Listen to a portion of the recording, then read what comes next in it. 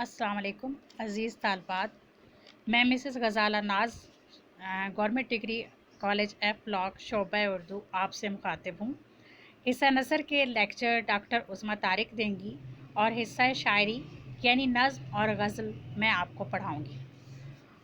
नज़्म की तशरीह करने से पहले हम ये देखते हैं कि नज़्म का सवाल जो पेपर में आता है वो कितने नंबर का है। 10 नंबर का सवाल है नज़्म की तशरीह का, जिसमें से नज़्म का उन्वान का 1 नंबर है, शायर का नाम 1 नंबर, तशरीह 8 नंबर। हिस्सा नज़्म का दूसरा सवाल नज़्म का खुलासा होता है, जिसके 5 नंबर हैं। नज़्म का खुलासा नज़्म के अहम नुकात का मुख्तसरन बयान होता है। नज़्म का खुलासा जो मयारी होना 8 से 12 सतूर पर मुश्तमिल होता है। नज़्म की तशरीह करते हुए चंद बातों का ख्याल रखना चाहिए। एक तो तशरीह लिखते हुए पैराग्राफिंग करें। तशरीह करते हुए अगर उससे मुतालिक कोई आयत, हदीस, अक़वाल, अशार अगर आपको याद हैं तो उसको तशरीह में ज़रूर कोट करें। इससे नज़्म की तशरीह ज़्यादा मौसर हो जाएगी। सरमाया उर्दू की पहली नज़्म हमद है, जो मौलाना ज़फ़र अली ख़ान की तहरीर करदा है। मौलाना ज़फ़र अली ख़ान की शख्सियत किसी तारफ़ की मोहताज नहीं। आप बेबाक सहाफ़ी, कोनामश्क अदीब, शोला बयां मुकर्रर, मुहब्बे वतन सियासी रहनुमा और कादिरुल कलाम शायर थे। उनके वालिद ज़मींदार के नाम से एक अखबार निकाला करते थे। वालिद की वफ़ात के बाद जब ज़मींदार अखबार का कलमदान संभाला तो खुलकर अंग्रेज़ी साम्राज्य के ख़िलाफ़ कलमी जिहाद किया, जिसकी पादाश में कई मरतबा उन्हें जेल भी जाना पड़ा। लेकिन ये जुल्म ज़फ़र अली ख़ान को अपने मकासद से पीछे ना हटा सका। इस्लाम से मोहब्बत और आप सल्लल्लाहु अलैहि वसल्लम से इश्क आपकी रगो पै में समाया हुआ था। उर्दू शायरी में हमदो-नात की सिन्फ में आपने खसूसी शोहरत हासिल की। अज़ीज़ तालबात, हमद पढ़ने से पहले हम ये देखते हैं कि हमद किस किस्म की सिन्फ़ शायरी है। हमद शायरी की ऐसी सिन्फ़ है जिसमें शायर अल्लाह ताला से अक़ीदत व मोहब्बत का इजहार करता है और उसकी ज़ात व सिफ़ात का बयान करता है। शामिल निसाब हमद का पहला शेर है, पहुँचता है हर एक मैकश के आगे दौरे जाम उसका, किसी को तिश्ना लब रखता नहीं है लुत्फ़े आम उसका। मौलाना ज़फ़र अली ख़ान इस शेर में अल्लाह ताला के रहम करम की शान बेबहा का ज़िक्र करते हुए कहते हैं कि चाहे कोई मोमिन हो या काफिर या मुशरिक, अल्लाह ताला सबको अपने करम से नवाजता रहता है। मैकश शराब पीने वाले को कहते हैं। यहाँ पर मैकश से मुराद अल्लाह के बंदे हैं और साकी अल्लाह ताला है, और वह ऐसा साकी है जिसके मैखाने का दरवाज़ा हर एक के लिए खुला रहता है। मैकश आते हैं और अपनी प्यास बुझाते हैं। तिश्ना लब का मतलब है प्यासा। अल्लाह ताला ने इस कायनात की तख्लीक की और फिर हर ज़ीरू की ज़रूरियात व हाजात पूरी करने और रिज़्क़ देने का ज़िम्मा भी उठाया। अज़ीज़ तालबात, देखा जाए तो मैखाने का निज़ाम साकी चलाता है, जो अपनी मर्ज़ी से महफ़िल में बैठे हुए लोगों को शराब देता है। जिसको चाहे ज़्यादा नवाज दे और जिसको चाहे प्यासा रखे, उसकी बास पुर्स करने वाला कोई नहीं होता। इस कायनात का अल्लाह ताला मालिक है, उसकी रहमत सब के लिए यकसा है। वो फ़िरौन और नमरूद को भी रिज़्क़ देता है और मूसा और ईसा को भी नवाजता है। उसके अताओं का सिलसिला हमेशा से तमाम लोगों के लिए जारी है और जारी रहेगा।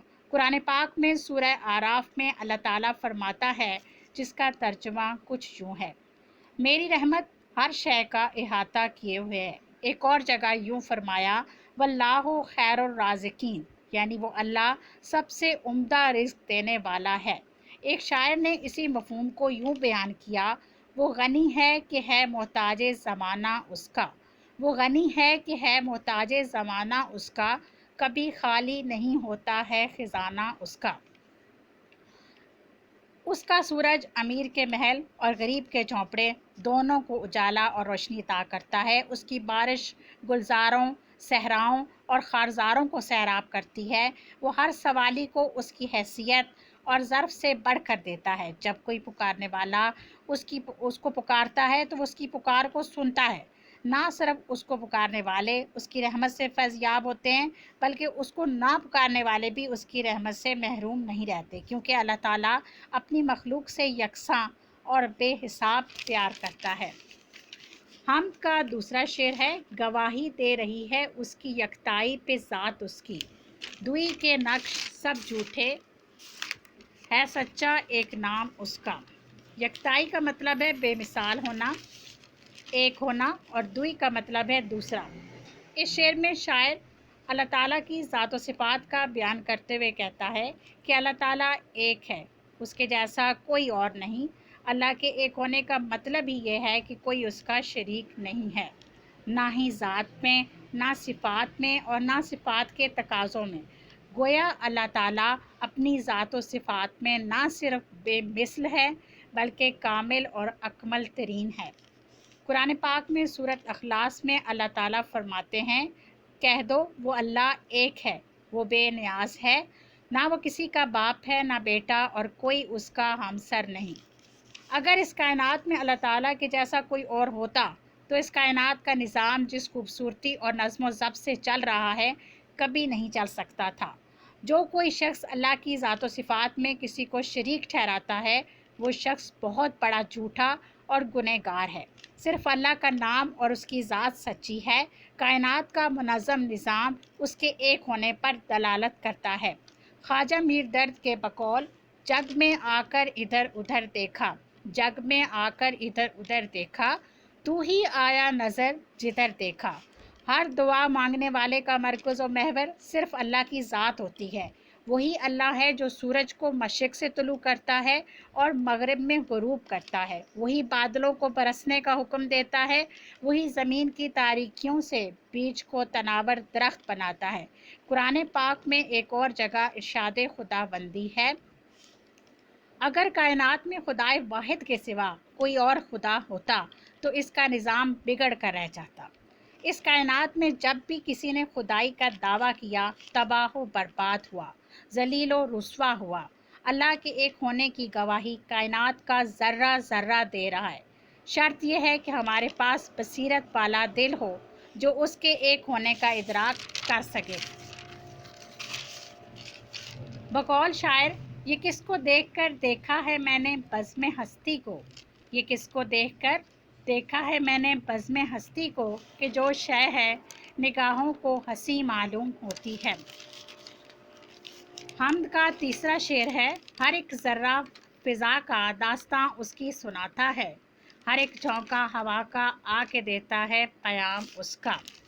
حمد کے اس شعر میں مولانا ظفر علی خان بیان کرتے ہیں، اس کائنات میں ہر شے اللہ تعالیٰ کے وجود باری کی گواہی دیتی ہے۔ یہ تمام کائنات خدائی مہارت اور اس کی صنائی کا منہ بولتا ثبوت ہے۔ جس طرح تصویر اپنے مصور کی مہارت کا پتہ دیتی ہے اور شاگرد اپنے استاد کے فن اور علم و ہنر کا ثبوت ہوتا ہے، اسی طرح اس کائنات کی ہر شے اللہ کے وجود برحق کی طرف رہنمائی کرتی ہے۔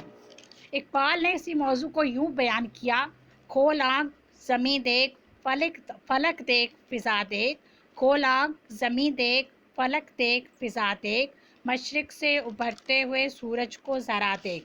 شاعر کے بقول اس کائنات میں فضا کا ذرہ ذرہ اور ہوا کا ایک ایک جھونکا اپنے خالق کی موجودگی کا پتہ دیتا ہے۔ یہ حقیقت ہے کہ کائنات کی ہر شے اسی خالق کی مہارت اور کاریگری پر دلالت کرتی ہے۔ کائنات کی ترتیب اور خوبصورتی اپنے خالق و مالک کے وجود کا واضح ثبوت ہے۔ شرط یہ ہے کہ ہمارے پاس بصیرت کی روشنی ہو تاکہ ہم اس ذات باری تعالیٰ کی موجودگی کا ادراک کر سکیں۔ قرآن مجید میں اللہ تعالیٰ سورہ آل عمران میں فرماتا ہے، بے شک آسمانوں اور زمین کی پیدائش اور رات دن کے عدل بدل کر آنے میں عقل والوں کے لیے نشانیاں ہیں۔ اللہ تعالیٰ کو دیکھنے کی فطری خواہش ہر انسان کے دل میں پائی جاتی ہے، اسی لیے اقبال نے فرمایا تھا، کبھی اے حقیقت منتظر نظر آ لباس مجاز میں، کبھی اے حقیقت منتظر نظر آ لباس مجاز میں، کہ ہزاروں سجدے تڑپ رہے ہیں میری جبین نیاز میں۔ ظاہری آنکھوں سے اللہ تعالیٰ کے وجود کو نہ دیکھ سکنے کے باوجود اس کی ہستی کا احساس ہمیں دنیا میں اس کی بے شمار نشانیوں سے مل جاتا ہے۔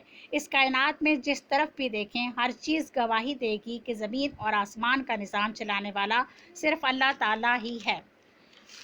عزیز طالبات، آج کا لیکچر میں ان اشعار پر اختتام کرتی ہوں، اور آپ سے یہ عرض کروں گی کہ آپ ایک رجسٹر بنا لیں جس میں آپ روزانہ کی بنیاد پر ہر شعر کی تشریح جو ہے لکھا کریں، کیونکہ عام طور پر جو طالبات ہوتی ہیں حصہ نثر انہیں آسان لگتا ہے اور حصہ شاعری جو ہے وہ ان سے ان کا دل گھبراتا ہے اور تشریح انہیں مشکل لگتی ہے، لیکن جب آپ شعر کے مفہوم کو اچھی طرح سمجھ لیں گی تو پھر آپ کو تشریح لکھنے میں کسی قسم کا کوئی مسئلہ جو ہے وہ درپیش نہیں ہوگا۔ امید ہے کہ آپ میری ہدایات پر عمل کریں گی اور اپنا روزانہ کا کام روزانہ کی بنیاد پر کریں گی۔ اللہ حافظ۔